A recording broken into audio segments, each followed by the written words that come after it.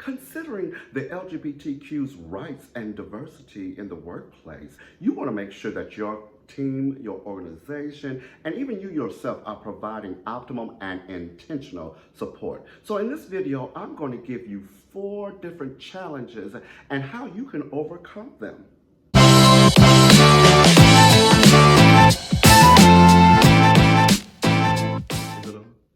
Is this thing on? Now, if this is your first time to the channel, I want to welcome you. I am Dr. David Glover, and it is my mission to share moments that inspire both leadership and self-development. So if that's you, click the subscribe button. Let's have that conversation. And don't forget to click the bell so that you're notified every time a new video comes out. I put them out weekly. Now, before I even begin this conversation that is so very needed, so very vital, I want to give you a couple statistics. Over half, about half, should I say, of lesbian, gay, and bi employees, and over 90% of trans community employees have experienced discrimination and harassment. In fact, most states still don't provide legal protection for the LGBT community.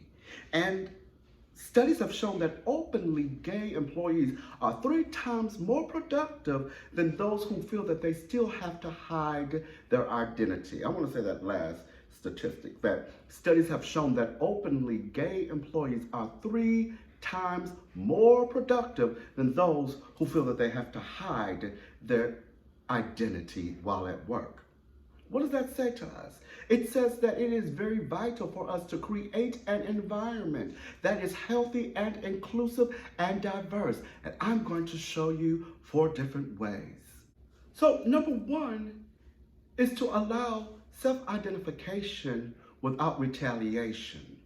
One of the major hurdles that is said in data extraction from the communities is that they are afraid to self-identify who they are because of retaliation. So you have to be able to create a culture that allows them to say who they are, to be who they are without retaliation, without fear of being frowned upon or treated differently. And that can happen in several ways. Number 1, very basic level that, sometimes we overlook is just the dress code, a gender-neutral dress code. Just be allowing them to dress as they wish without retaliation, without having the forms of traditional skirt and pants and what that all means and what is indicative. Having gender-neutral dress codes helps solidify the notion that you're moving forward, that you are inclusive, that you are relative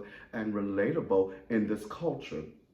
Also, establishing pronoun guidelines. And you see it more burgeoning even now. They identify as I, or I identify as he, him, or she, or whatever that identity is, but allowing that, putting that actually raises awareness. It keeps it fresh in their mind. It keeps it illuminated in their mind as you are trying to formulate and embed a new culture.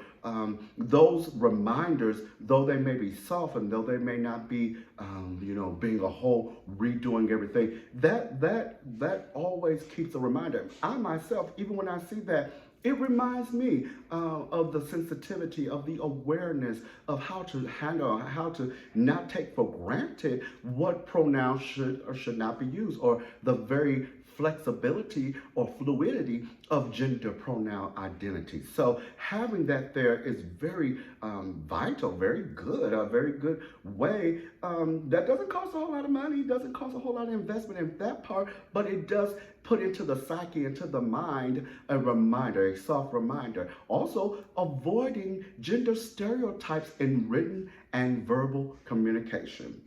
Making sure that you are sensitive, that you're not using pronouns or adages or just different stereotypes embedded within your language, whether that's verbal and or written. So even revisiting the policies and looking at them and seeing if they're in there, refreshing them, and allowing it to have relevancy to the sensitivity of the LGBT community.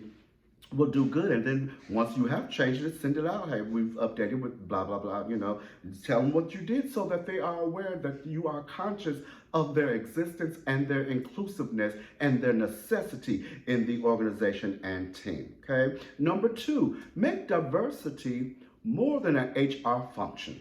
Now, this has become up so many times that that's something that HR takes care of in diversity and inclusion. Well, no, you have to, if you are truly going to make it a culturally aware environment, it cannot reside, the onus cannot reside in the HR department. It cannot be, as far as being a manager or a director, that you are just simply check marking off an HR validation point and think that you're done. No, number one, you need to make sure that it's personally your mantra, that you are a person that believes in the diversity of people. It does not mean necessarily that you agree with the lifestyle of, but that's not yours. What is yours is to make this a team, to make this business organization, this team organization work and move forward and value everybody, wherever they are in their journey of life, wherever they have identified. So you have to make number one, and I believe that as a leadership life coach and executive coach and all that I am, I believe that you lead from the internal, that whoever you are bleeds out of you or is already energy flows from you, whether you try to or not. Your unconscious biases, your actual standpoints and what you believe in, your mantras and your truths, they come out whether you want them to or not. So you should want to check yourself to make sure that you are valuing everybody, regardless of how they identify, regardless of their beliefs, that it has to be something personal within you, and that all leaders, all managers on all levels know that this is what the organization stands for, that all team members know that this is what this team, whatever I manage, is that is what we are standing for, that is what we're going for, that is what we're looking to. So you have to, number two, make sure that diversity is more than just an HR function, that it's not that you're going to get penalized or that someone is going to report you, but that this is actually just the way of life as you know it. Number three, another problem that they feel is that it's unsafe to report inappropriate behavior.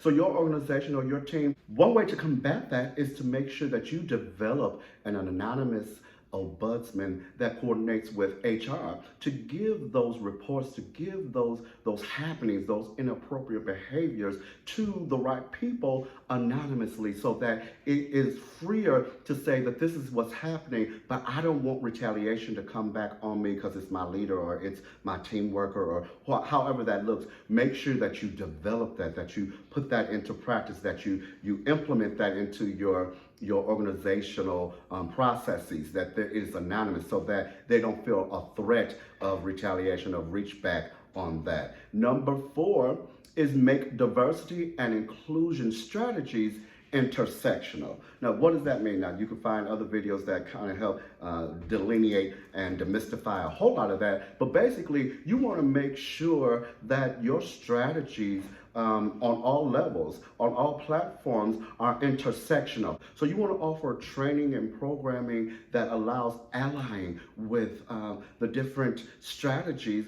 or different cultures and make it intersectional. You don't want it to be a we are doing this because of, but we're doing it including. We don't want to chiefly name LGBT, but we definitely want to include LGBT. We don't, whatever that those strategies are, make them intersectional. It feels more organic. It feels more natural versus we got to do this or we fear so we do this. No, because we actually believe in it, because we support it, because we are that, we do it including you, not because of you. Does that make sense? Now, we know that there is a because. We know that there is a need, but the need doesn't drive us. We recognize the need as a way to highlight what we believe and how we can fix it, how we can alter it. Those are 4 ways that you can include this into your programming, into your team and organization.